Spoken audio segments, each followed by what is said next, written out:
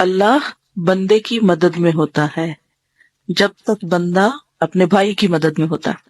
اس سے بھی کیا پتا چلتا ہے کہ ہمارا رویہ اور ہمارا ایٹیٹیوڈ کیا ہونا چاہیے. لینے والا، ہاں، دینے والا. اس سے فائدہ کیا ہوگا کہ ہمیں ملے گا بھی. کیا ملے گا؟ اللہ کی مدد. ہم سب کو چاہیے نا اللہ کی مدد، کہ نہیں؟ بعض باتیں ایسی ہوتی ہیں کہ جو ہمارے سامنے ہوتی ہیں جہاں ہمیں مدد کی ضرورت ہوتی ہے، اور بعض مقامات ایسے ہوتے ہیں کہ جہاں ہمیں بھی نہیں پتا کہ یہاں ہمیں مدد چاہیے. بندے جب مدد کرتے ہیں تو وہ صرف ظاہری چیزوں پہ کرتے ہیں، اور جب اللہ کی مدد آتی ہے تو وہ ان جگہوں پر، ان راستوں سے اس طریقے سے آتی ہے کہ ہمیں خود بھی نہیں پتا ہوتا، مدد لینے والے کو بھی نہیں پتا ہوتا کہ اس کو کس قسم کی مدد مل رہی ہے. ہمیں اپنے موجودہ کاموں کے لیے بھی مدد چاہیے، ہمیں اپنے فیوچر کے لیے بھی مدد چاہیے اللہ کی. اور ویسے بھی ہم محتاج ہیں. یا ایھا الناس انتم الفقراء الی اللہ واللہ هو الغنی الحمید. اے لوگو تم سب اللہ کے محتاج ہو اور اللہ ہی بے نیاز تعریف والا ہے. ہم سب کو ضرورت، ہم سب ضرورت مند ہیں، لیکن ہم بندوں پر امید رکھتے ہیں یا بندوں پر آس رکھتے ہیں کہ وہ ہماری مدد کریں گے یا وہ ہماری ضرورت پوری کریں گے، جبکہ بندے خود ضرورت مند ہیں. تو پانے کے لیے کیا کرنا چاہیے؟ دینا شروع کر دینا چاہیے. پھر وہی دینے کی بات ہے. جب آپ دینے لگیں گے تو اللہ تعالیٰ آپ کے لیے انتظام کر دے گا کہ آپ کی مدد ہو جائے. موجودہ دنیا کا نظام خدا نے فطرت کے جس قانون کے تحت بنایا ہے، اس میں یہ ناممکن ہے کہ کوئی شخص اپنے کیے ہوئے کا انجام نہ پائے. یہ ہو نہیں سکتا کہ آپ اچھا کام کریں اور آپ کو اس کا بدلہ نہ ملے، اور یہ ہو نہیں سکتا کہ آپ برا کریں اور پھر آپ کی پکڑ نہ ہو.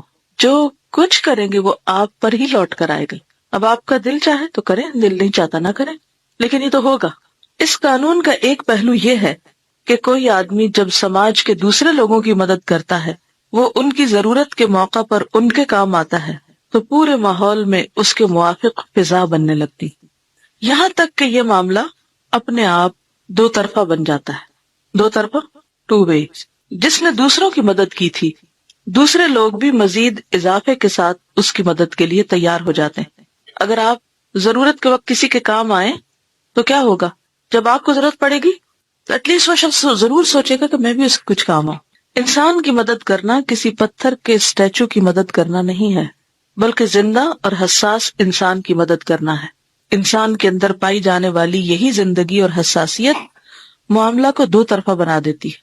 مدد پانے والا اپنی فطرت سے مجبور ہو کر مدد دینے کے لیے تیار ہو جاتا ہے.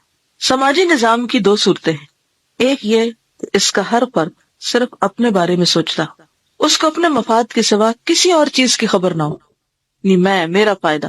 وہ وہاں حرکت میں آتا ہو، یعنی صرف وہاں کام کرے جہاں اس کا ذاتی فائدہ ہے، اور جہاں اس کا ذاتی فائدہ نہ ہو وہاں وہ بے حس و بے حرکت بن جائے. ایسا سماج خدا کی مدد سے محروم رہتا ہے.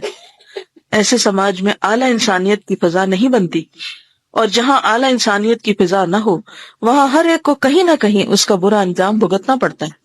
Then everyone suffers somewhere, somewhat. کہیں نہ کہیں.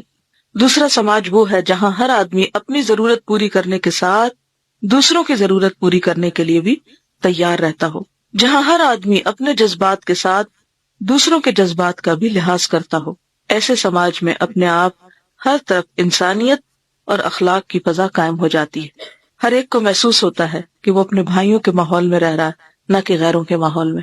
مثلا جو لوگ ہاسٹل میں رہتے ہیں، اپنے گھر بار اپنوں کو چھوڑ کر یہاں آئے نا، تو اگر یہاں سے ان کو اچھا ویلکم ملے گا، سب ایک دوسرے کا خیال رکھیں گے، تو آپ کو گھر کی کمی محسوس نہیں ہوگی. لیکن اگر ہر شخص اپنی ذات میں بند ہے، اپنے خول میں، اور اپنا ہی فائدہ سوچ رہا ہے، تو پھر ایک اجنبیت کی فضا ہوگی. اور دین کیا چاہتا ہے کہ اہل ایمان کیسے رہیں آپس میں، کہ جسم کے ایک حصے کو درد ہو تو سارے کو محسوس ہو.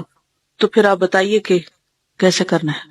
پڑھائی میں دوسروں کی مدد کرنی ہے، اور بیمار کی عادت کرنی ہے، اور جی ہاں، کسی کو کوئی چیز بھول جائے جو اسے کرنی چاہیے تو اس کو یاد دلا دی جائے، اور کسی کو موٹیویٹ کر دینا، کسی کوئی اداس ہے تو اس کو دل اچھا کر دینا.